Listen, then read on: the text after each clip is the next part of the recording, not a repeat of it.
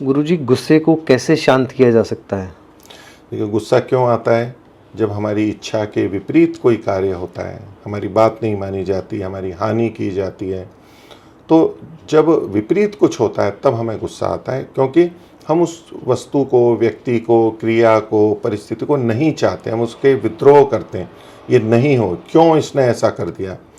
तो विपरीत परिस्थिति में हमारे को क्रोध आता है और हमने अपनी क्या कामना बना रखी है उसके अनुसार आता है।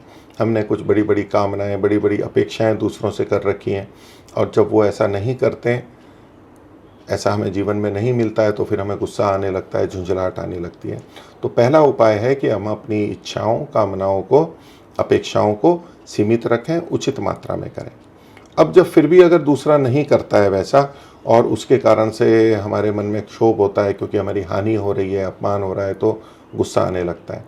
तो ऐसे में सदा हम परमात्मा को स्मरण करते हैं कि यदि दूसरा गलत रीति से कर रहा है और गुस्सा आ रहा है, तो जितना प्रेम से बता सकें बताएं, थोड़ा कभी ज़ोर से भी बताना होता है तो बताएंगे, लेकिन अपने को अंदर से हमें स्थिर रखना होता है कि मैं शांत रहूँगा तो इस विषम परिस्थिति से, विपरीत स्थिति से शीघ्रता से मैं निकल सकता हूँ।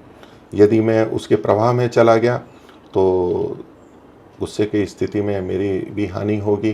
पहले से ही दुखी हूँ, पहले से ही विपरीत कार्य हुआ है और मैं गुस्सा करूँगा तो और मेरी हानि होगी।